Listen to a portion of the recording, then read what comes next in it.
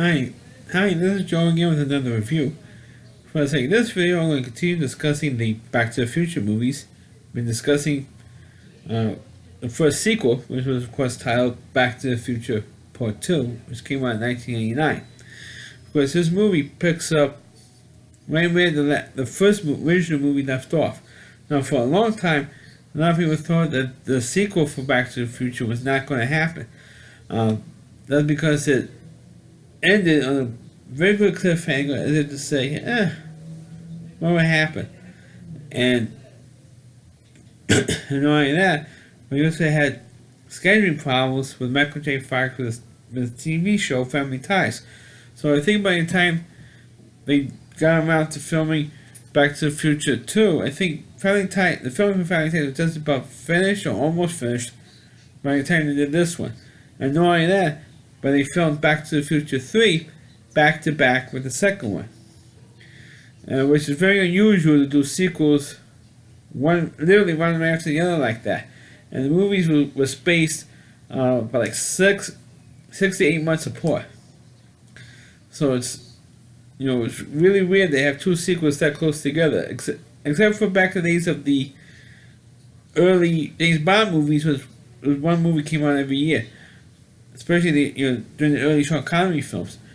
But for Back to the Future, getting back to the Future 2, like I said, it picks up right where the original movie left off.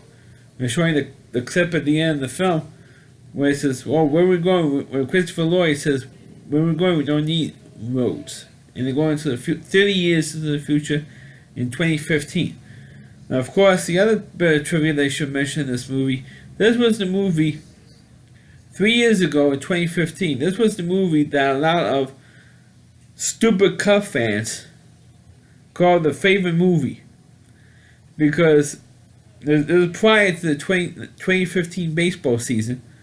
Called this movie the movie why the Cub fans, especially people who gamble on sports, were gambling banging like crazy on the Cubs because of Back to the Future 2. Because of the one scene that was in there. I'm going to get into that.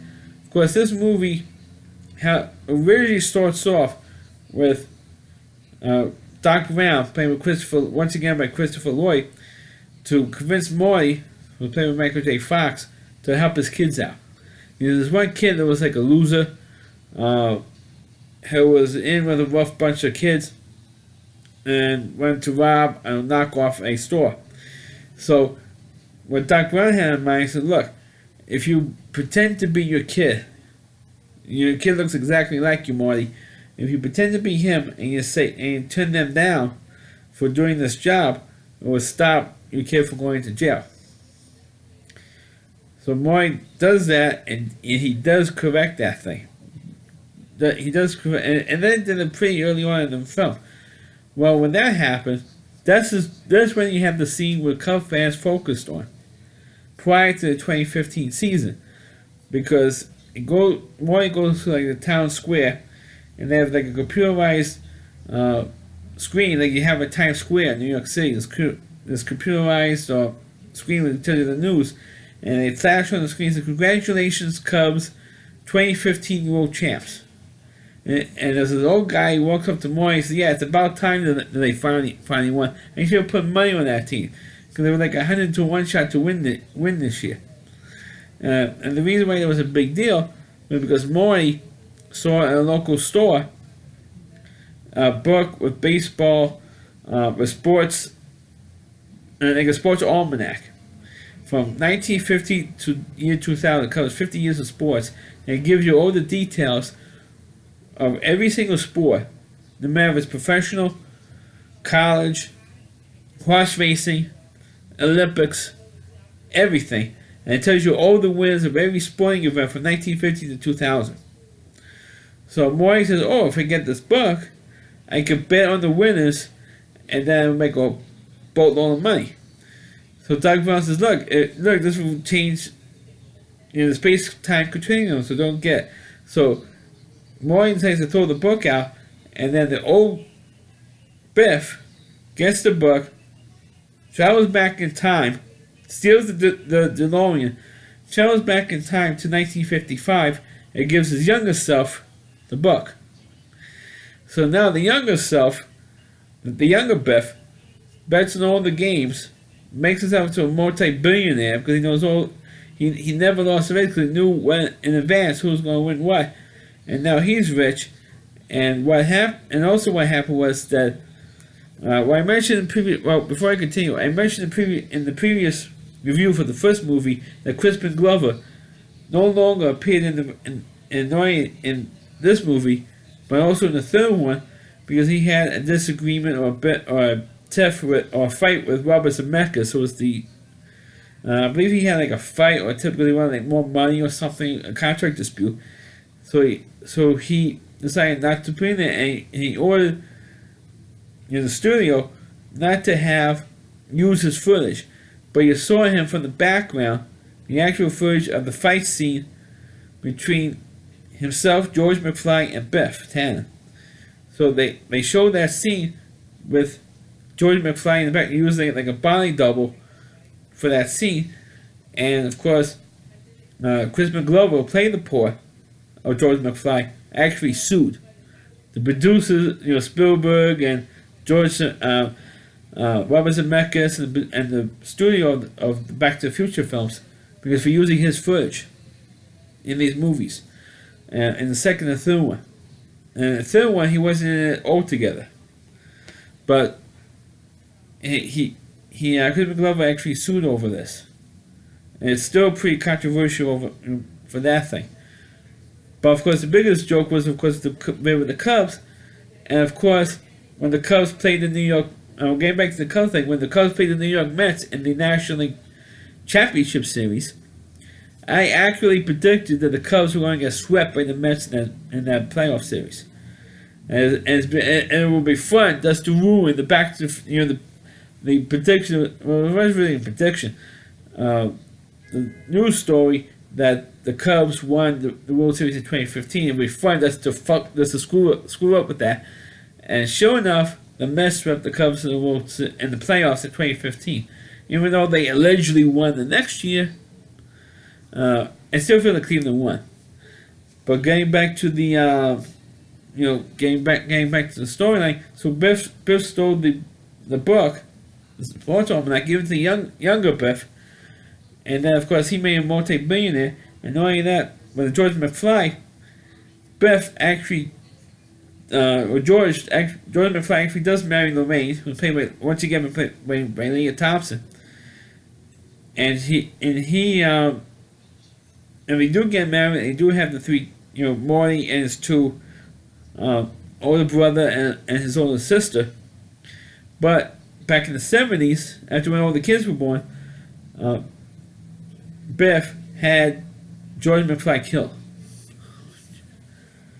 So that way he could marry Lorraine, which is what happened. And of course, Marty gets all ticked off over it and all that stuff, and found out what was going on, what was happening. Then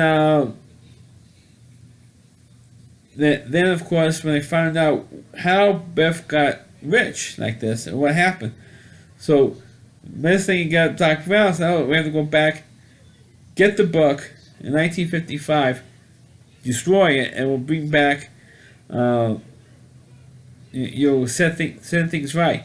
So that's what they eventually did, and now they did everything right, and also they went back to a couple of the moments that was in the original film, which is why this film was not that great. It's kind of like almost a rehash of the original movie, which is why the second one was not that good. And they rehashed this, and they went back to the scenes or they added Michael J. Fox into the movie. Excuse me, that was my phone. Into the movie in 1955. The moments where he's playing with the band and singing "Johnny Be Good," and rehashed those scenes, and plus the scene I mentioned earlier with Biff getting knocked out by George McFly.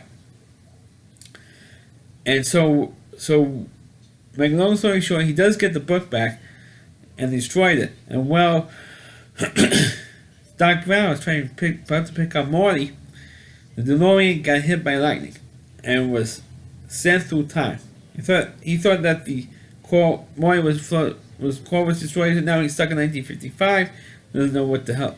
He doesn't know how the world is going to get back to 1985. Until, of course, a guy comes up from Western Union, gives him a letter from Doc Brown from 1885. Not kidding.